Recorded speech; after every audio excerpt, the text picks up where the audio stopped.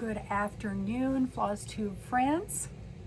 Hello from summer like eastern Iowa, east central Iowa, I guess. I don't know what you call us.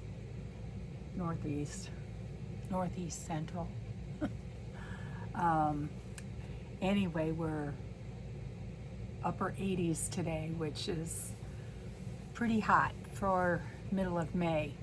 So the air conditioner is running and I have long sleeves on because I'm in the basement, and it stays cool down here. So anyway, but I have a couple things that I wanted to share, and I thought, well, I'll just turn the camera on. Not sure how long this one is going to be. I had someone ask, it's been a little while back, about foundation piecing, and so we're going to talk about that just a little bit. I'm working on a project, and I've been working on it the last couple days. This is like from several years ago, and so I'm this close to having the blocks done, so I kind of feel like I've got some momentum, and I thought, well, I could turn the camera on and do a block, for you. So, and then talk a little bit about that and hopefully answer some questions, and just have a little sewing fun today. But before I do that, I am going to talk a little bit about my stitching and what I've been working on. And I mentioned the last time that I did the spring mingle, and that was not last weekend but 2 weekends ago. And Kathy from Hands On Design, this was the piece that we did, and isn't that cute?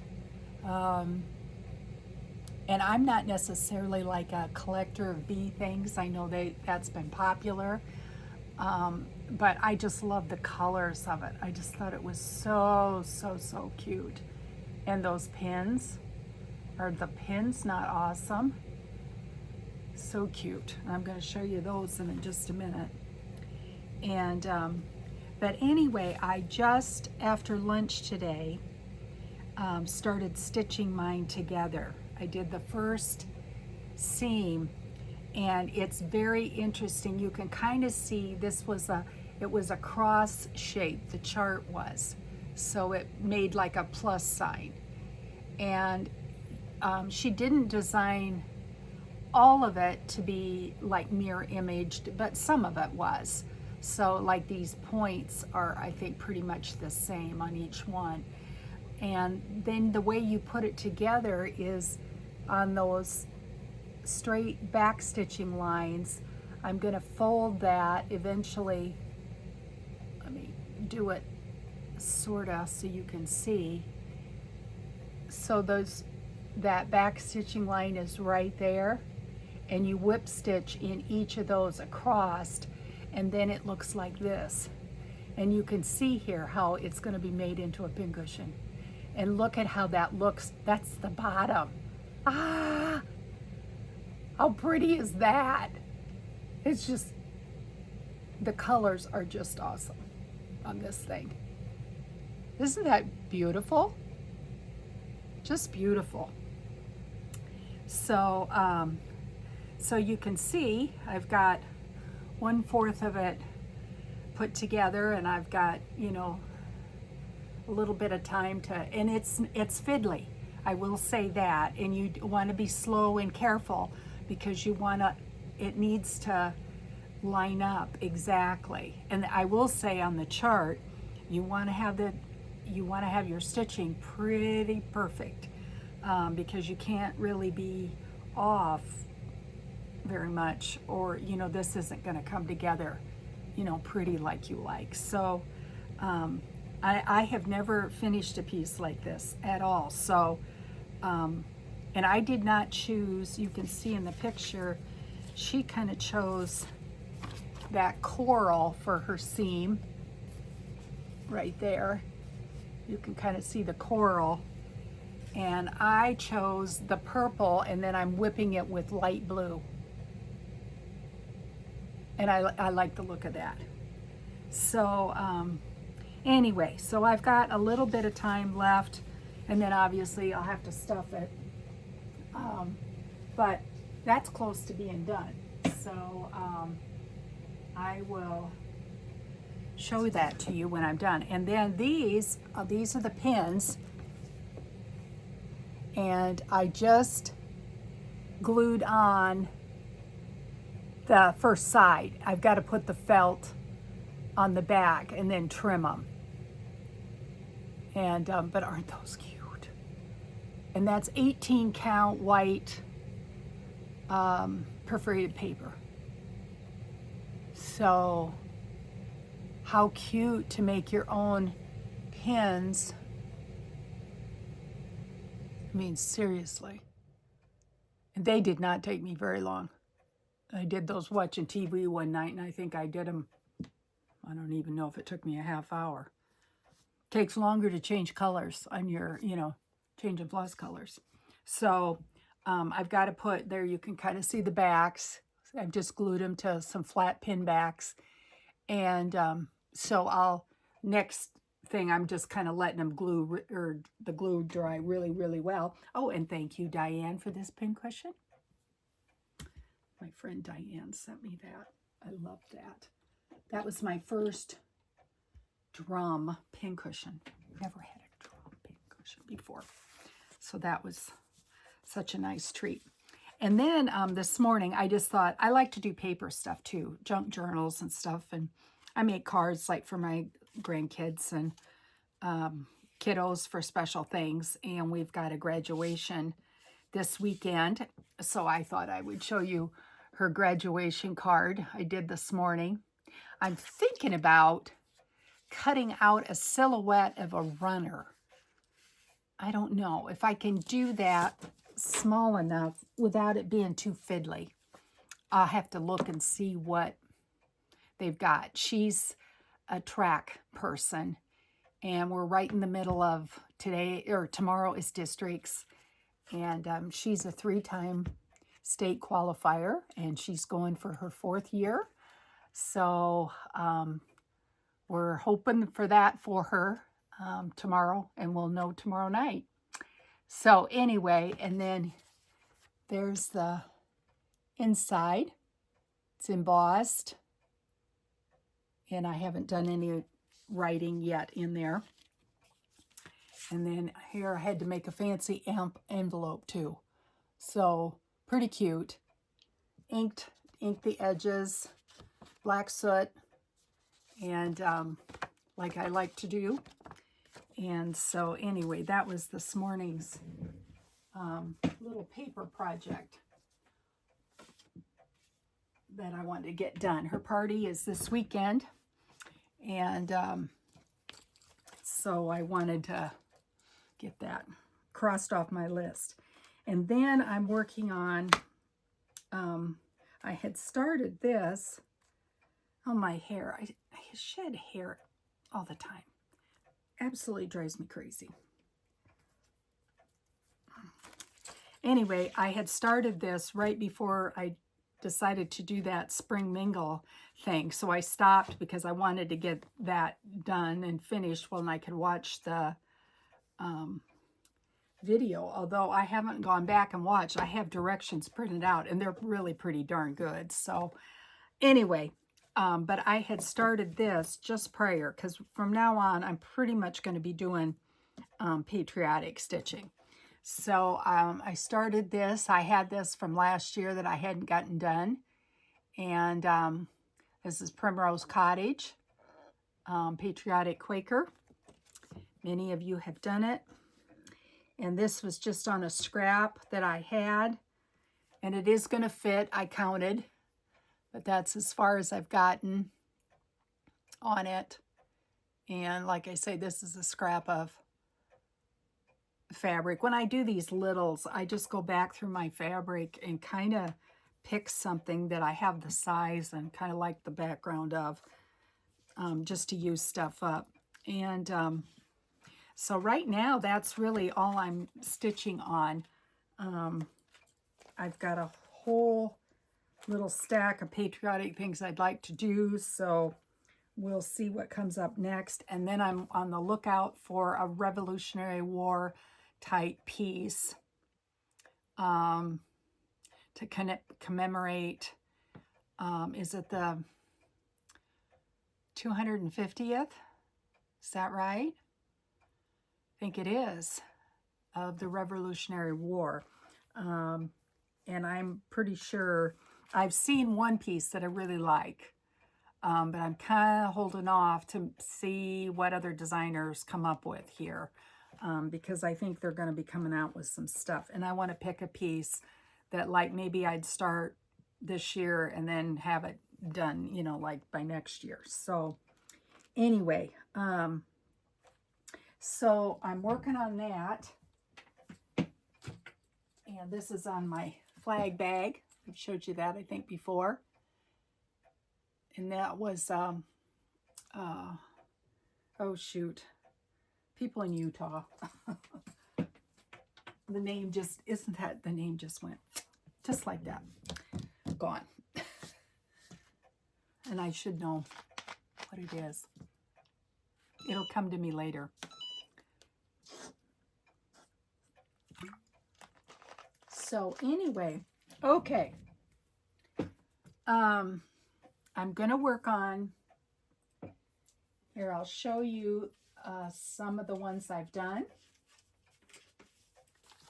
This is what I'm working on. These little baskets. Aren't they cute?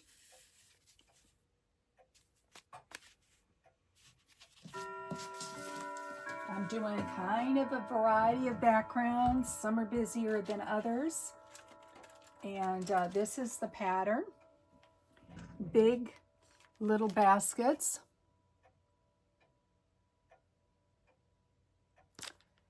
A little pattern from paper piecing from Remember Me Pattern Company. And the number is RMP 518. So there, you should be able to get a little screenshot of that if you want. Before I get into working on this block, just a couple things. This is called foundation paper piecing. It is different than English paper piecing. English paper piecing, you have usually well, I'll just do this. It wouldn't be a shape like this, but like a shape, and you wrap the fabric around the shape and you baste it, either glue baste it or hand piece baste it to your thing, and then you would put this up. You can see if you did that, you know, you'd have a perfect rectangle, and then you whip stitch the pieces together. That's English paper piecing. And it gets confusing because you use a foundation for that too, but totally different animal than what I'm doing today. And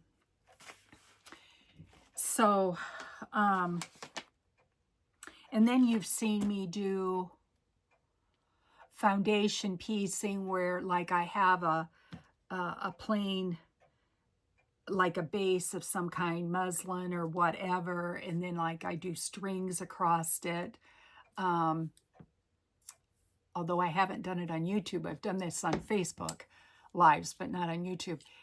And that's kind of a foundation piecing too. But see, this pattern looks like this.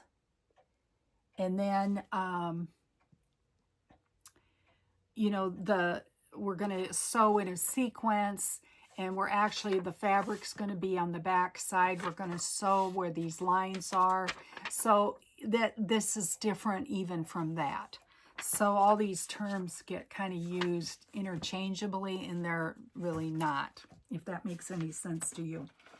I will say that there are several kind of ways to approach this, and I learned with Carol Doak, and I'm sure this book would be available and probably very reasonably priced. I think there's even one that she put out. This is like an older version. Let's see, I bought this in 94, and when did this book, that's when this book came out, was 94. And you can see, I actually took class from her, so I got her to sign my book, which is kind of cool. I kind of feel bad for people that are quilting today. I don't think like the retreat activity was back in the 80s and 90s. I met a lot of authors and professional quilters over the years, and have very fond memories of those experiences, actually. So, but anyway, Carol Doak was one of those people, and I learned how she did it, and that's kind of the way I learned to do it. And so I've tried, there's a method where you don't sew through the paper, you fold it back, and I think you use freezer paper instead. I don't know. I just, you know how if you learn one way, it's pretty hard to learn something else. Well, that's kind of how I feel about this. And this works for me, so I'm not saying it's the only way. It certainly isn't. But this is the way I approach it. And she does have several books out. So if you want like a book kind of thing to look at, and she walks you step by step through, you know, all of these things and weird angles. She talks about all of that. And then the book comes with, you know, a lot of patterns that you can play around with. And obviously the lesser lines, the easier the pattern. I wouldn't maybe start out with a pattern that has a lot of pieces in it per se. Maybe start out with something a little simpler and then move up to more complicated. And odd angles. Odd angles are just, they add a little extra to it, but kind of once you figure out those little things, then it's fine. I use, she has paper, and you can still buy this. This is like what I would call a newsprint paper. And I think I got this in an estate sale thing. I've done a lot of foundation piecing over the year. I actually like it. I did a lot of my Dear Jane quilt foundation pieced, if the block lent itself to that. You just get, it's super, super accurate. And if there's a lot of funky little pieces, it's kind of the way to go. But not everybody likes doing it. And then I also have, I've had this for years. This is and it's by Neena. You've heard of Neena paper if you've done any kind of scrapbooking, or Neena makes cardstock. It's a paper company, and it's called translucent printing paper.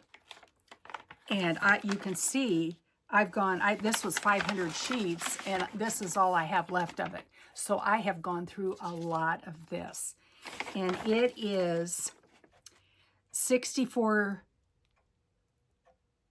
I don't know if that's grams, G/M. It says sub 17, whatever that means. I'm not sure. Well, the number is 01379, and I'll put that up there.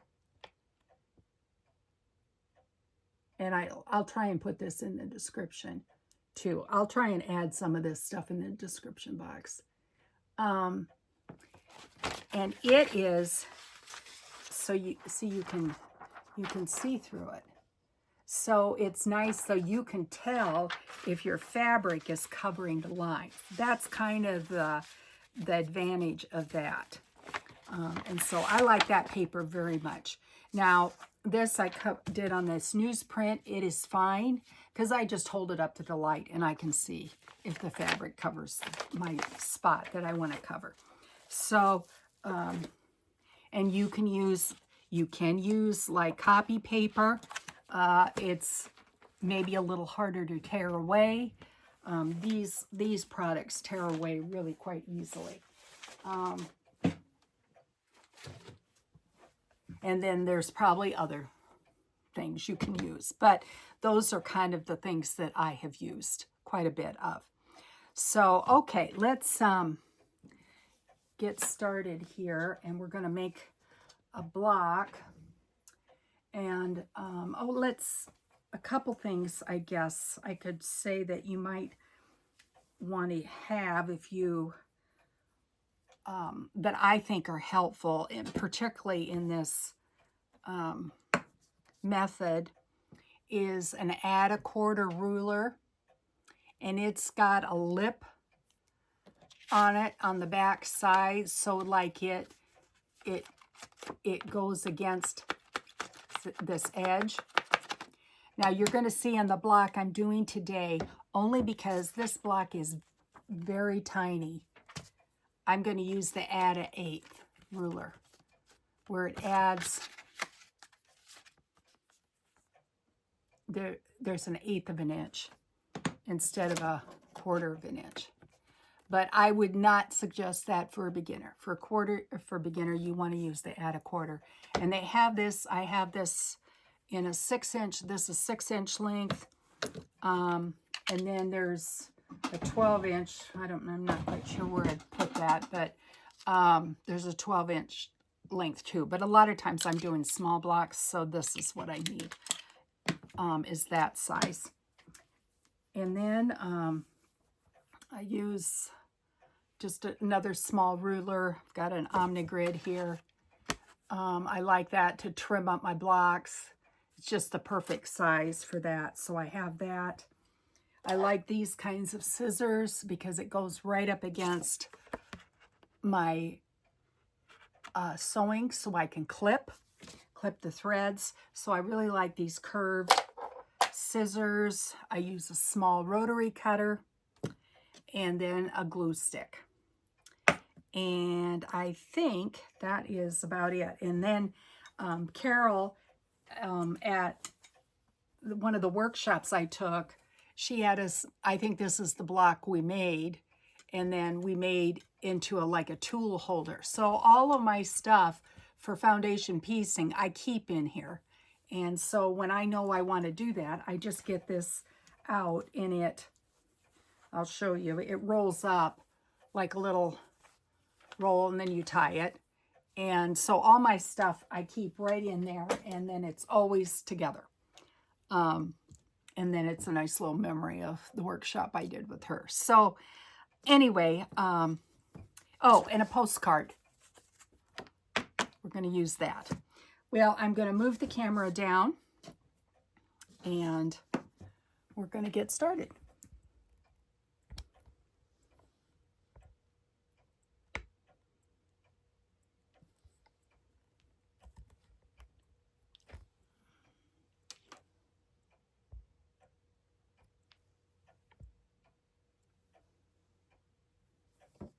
There, I think that's okay.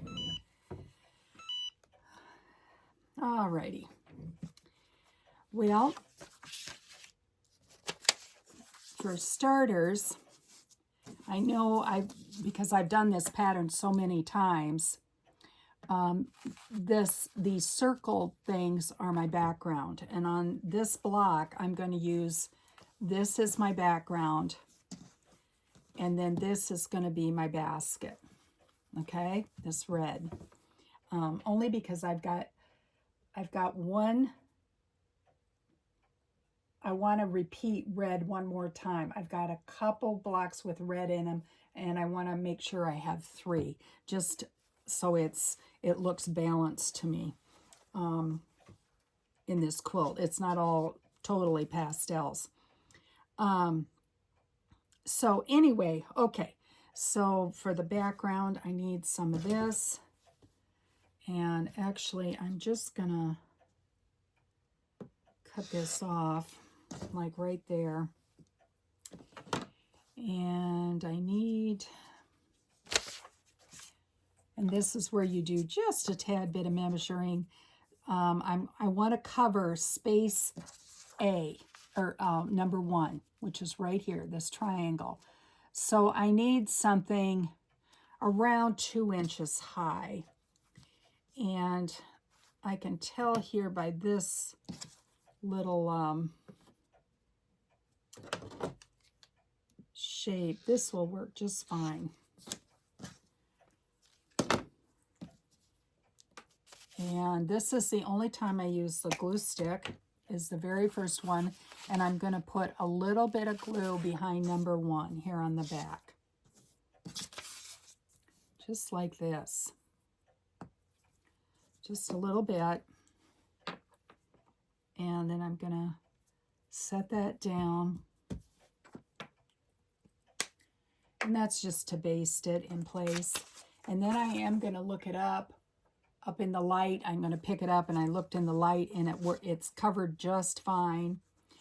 And so number 1 is situated the way I want it.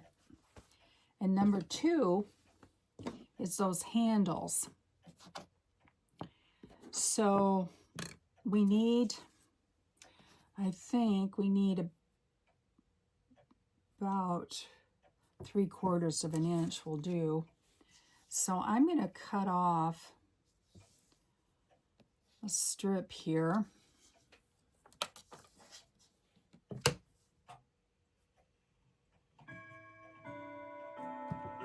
And you can see that's not even, but it really doesn't matter as long as the piece is bigger than what I need.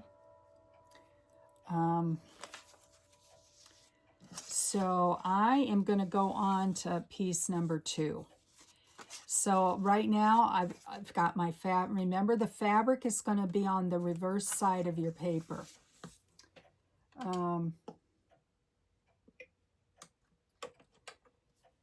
And I'm going to take, this is where the postcard comes in. I'm going to lay it down on number 2.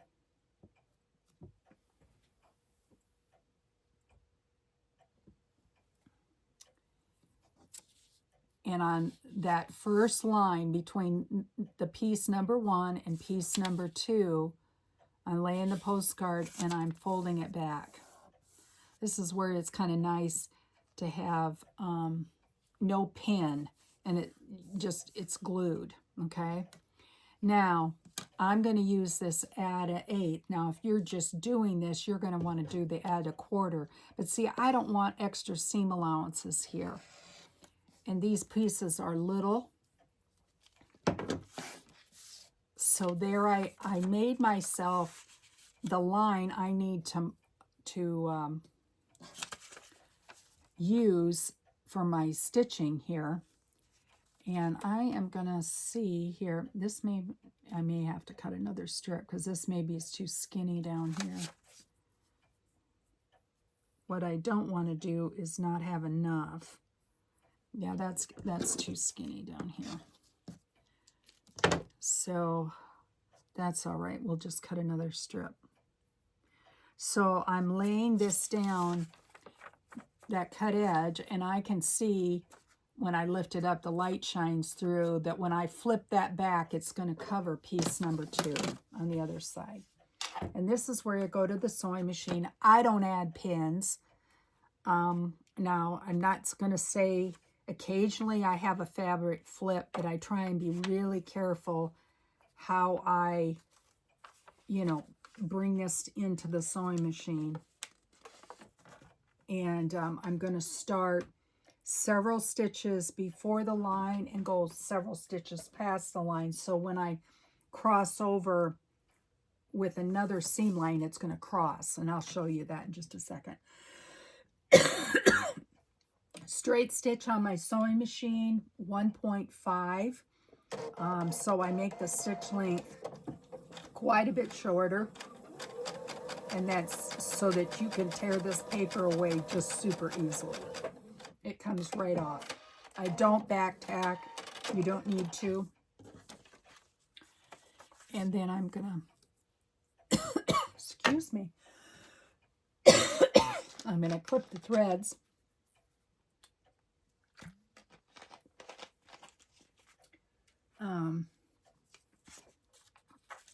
Both sides, even though my machine cuts the threads.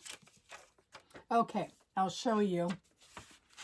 See how I went past the line? A couple stitches at the top and a couple stitches at the bottom. I went past the line, both places, okay? And then I've got my iron right here. So I'm gonna flip this back and press that down. Okay? Now, I need to, you're following the numbers and the sequence.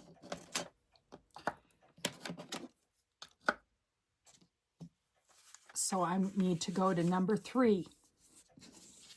So I go to line number 3 or piece number 3. I'm going to pull this back against my card right on that line. Again, I'm going to use my ruler that adds that seam allowance right in there. So I know now I have a nice straight edge to do the next one. And I'm going to cut another strip here.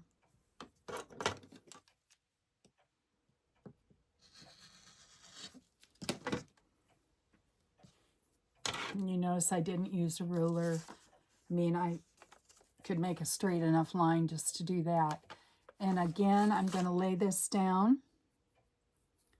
And it's going to go right. I need it about like that.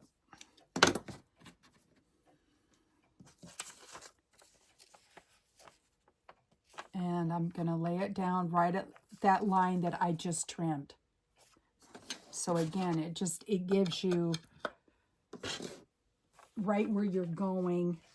It gives you a straight line.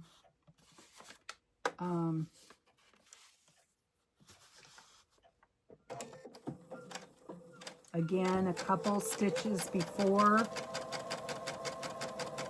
the patch and a couple stitches after the patch.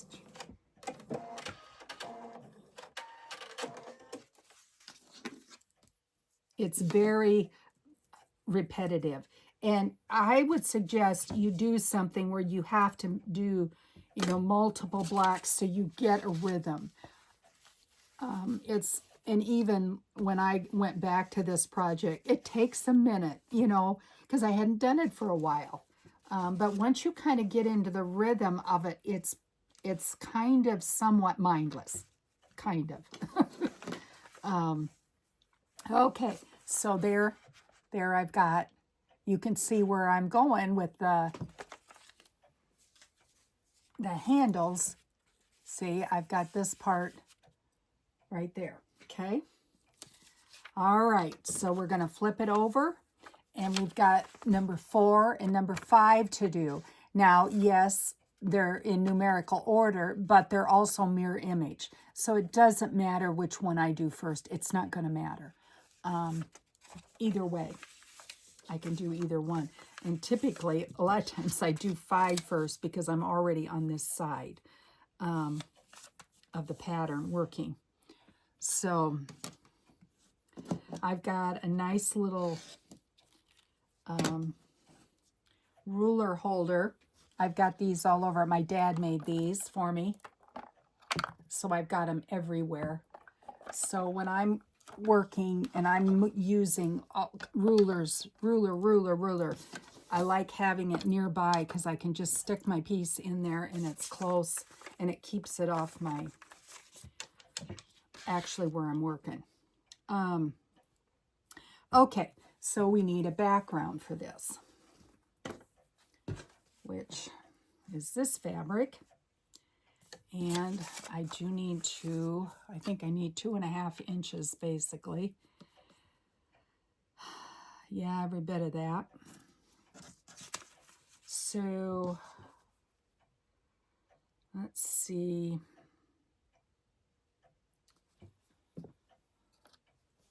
This would be like a 2.5, and I'm going to make it just a tad bit bigger.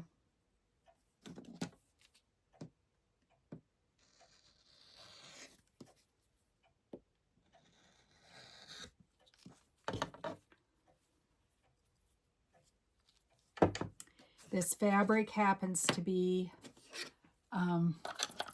from my grandmother's and my great-grandmother's scrap bag.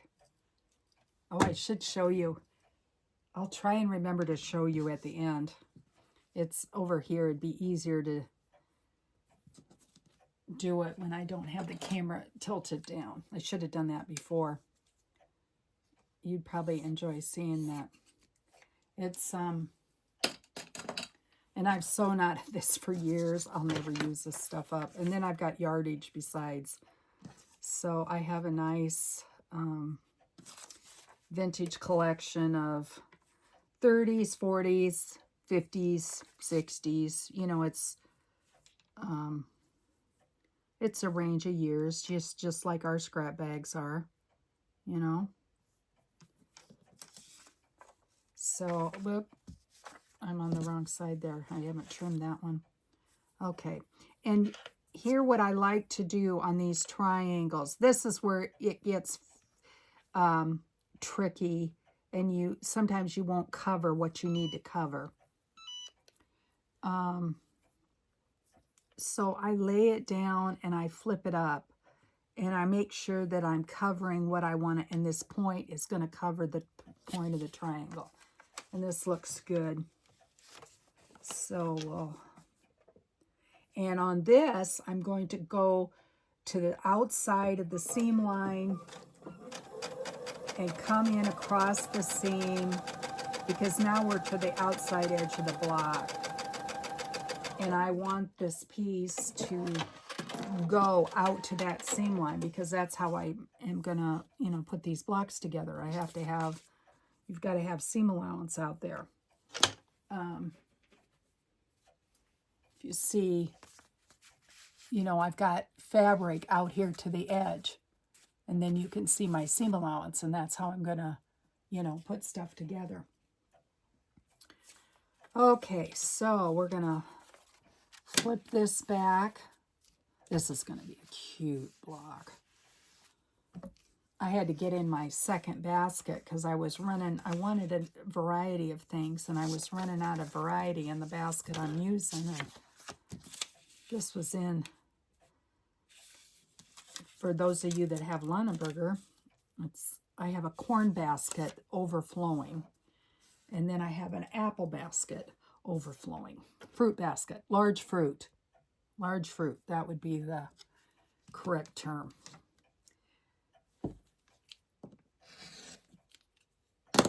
So, a lot of scraps. Just saying.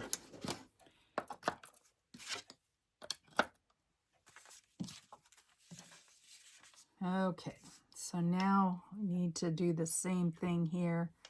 I just want to make sure that that is going to cover, yeah, right there. And I will say the other one of these, I don't know which block, I was short just a little bit.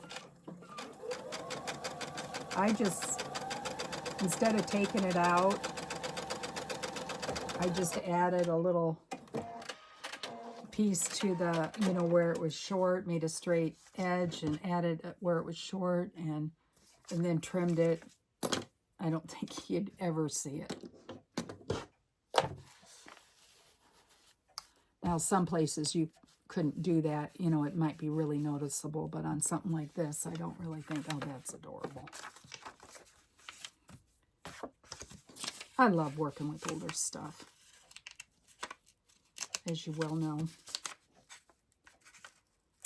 So, and I'm just, all I'm doing is releasing the paper. See where I've sewn past? I'm not pulling the stitches out. I'm releasing the paper from the stitches, because I want that card to go up to that seam line, because that's how I'm getting my good edge here to straighten this up, clean this up.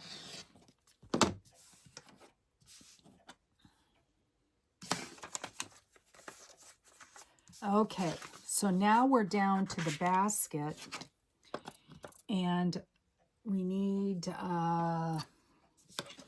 let's see here, we need about 2.5 inches for that. Okay, so I'm gonna just grab this. Well, hold it here. That gives it, so I could do that. That's what I'll do. I'll do it from that edge. And this is going to be plenty.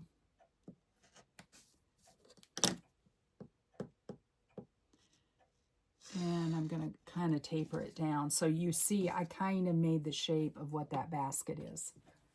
And I'm done with that because I don't need any more of that.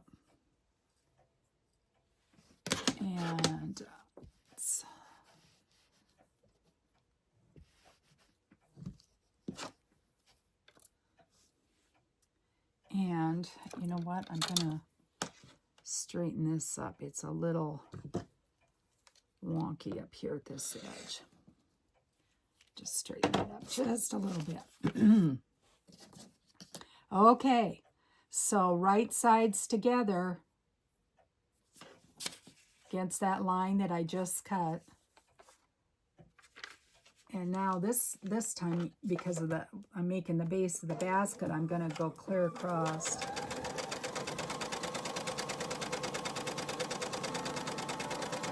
And I'm crossing all of those seams, you know, that I did to do for the handles. I've just locked those in really nicely.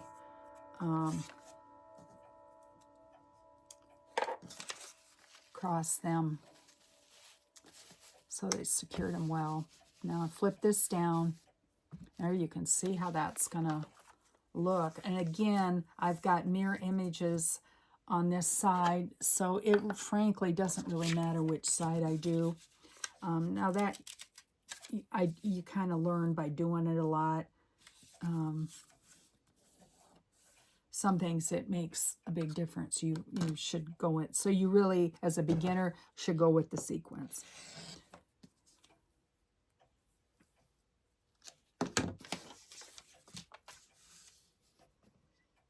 Okay, now I need this skinny little bit, and let's see, I'm not sure.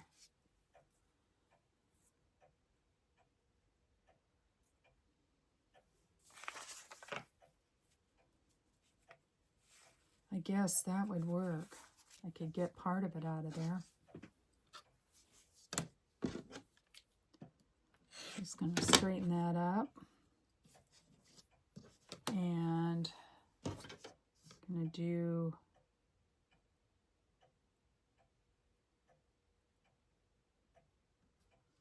let's do that.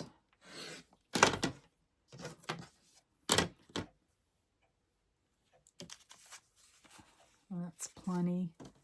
And then I'm going to go ahead and cut out another one of these just because I got this piece and I know it's going to work just fine.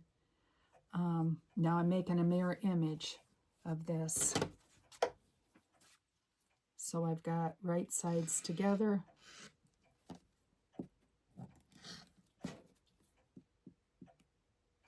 I didn't do very good with that. That's all right. Okay. All right. There, that's going to give me my two sides. Do this one first because I've already trimmed this one. Okay, and again, I'm going to, because it's an odd angle, I'm just making sure that that's going to cover, you know, that corner well. And you can see how I'm really careful how I place it under the machine. I'm not using any pins, not saying you can't. I just, if I don't need to use pins, I don't.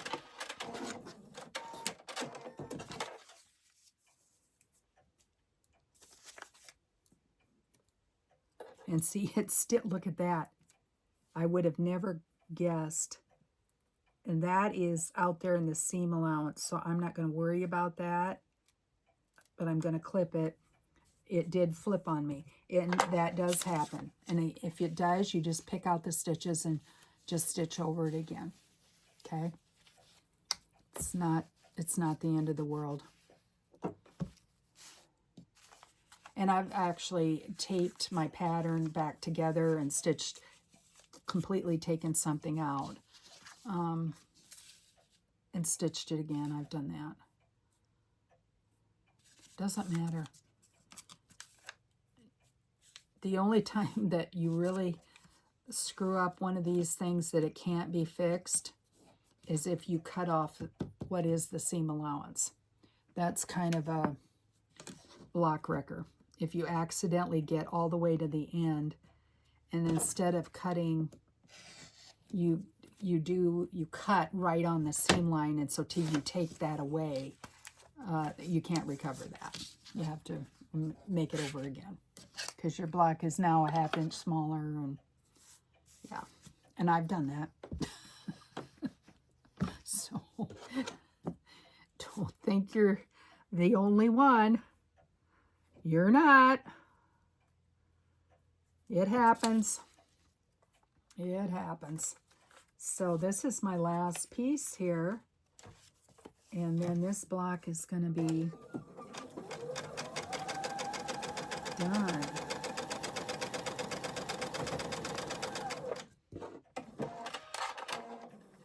I'm pretty excited about this. I kind of was able to get a couple done on Mother's Day weekend. And then I've had just the last couple days to kind of just be at it. And I just I'm close to having the amount I need. So there it is. Now it's kind of a busy little thing, but I wanted some others. I have these two that are kind of bright with all the pastels, and I wanted a third one. And so that kind of gives a little balance to it. You know, I've got so many yellow ones. I'm kind of being mindful of that. Okay. Now, okay, let me maybe show this to you before I trim it off. You can see I have stitch lines. They come clear out here into the seam allowance. That's what you want. And then those will get crossed over when you stitch the blocks together. So that'll secure that quite nicely. So when I said it's a problem, if you would cut in those inner lines where the finished size is, that's a no-go. That's a problem. But I want to cut out here, and then I use my ruler with my 1/4 inch. I put that 1/4 inch line right on that block line. And then, so this other line is my cut line. And then I trim off this. And I've still got all the paper on. I'm not sure why this is trying to shut off all the time when I'm using it. It's kind of acting weird today. So anyway, but yeah, we're gonna get this all trimmed up, and it's gonna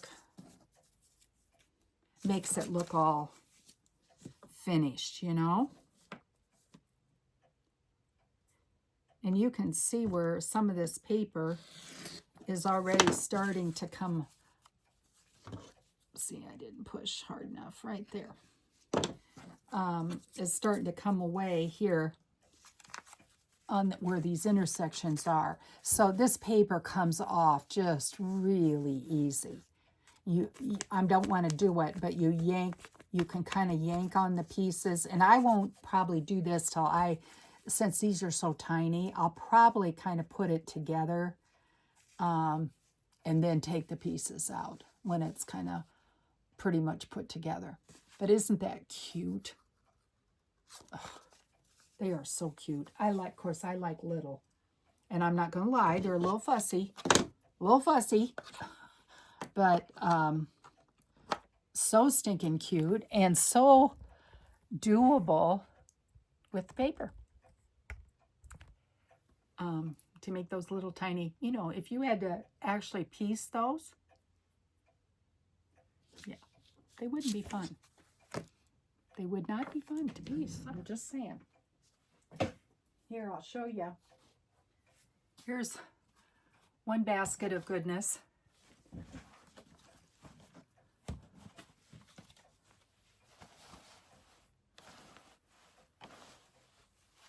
Look at all this. I've been digging in here for multiple days now. Isn't that awesome? And like I say, I've got the even bigger one over there, and it's full too. But I'm down to, let's see here. How many do I have left to do? 3 left. And this is the pattern. Big Little Baskets, RMP 518. Remember Me Pattern Company. And great way to use scraps. If you have 30s or whatever, or spring, whatever kind of fabric. Super cute. Easter baskets. Super cute. So anyway, that's what I have for you today. If you have questions, if I said something wrong, which I probably did, I go back and I listen to these and I'm thinking, oh my word. I think in my head one thing and then I say something else. Oh, goodness. So thanks for joining me today. If you enjoy visiting and dropping in to see what I'm up to, subscribe and like the video. And I do have giveaways, but I'm kind of waiting until I reach a 500 level threshold. So we get there and I'm going to start maybe doing some giveaways. Okay. And so glad to have you. And I hope this was of some help to you. And you come back and see me another time. Okay. Bye for now.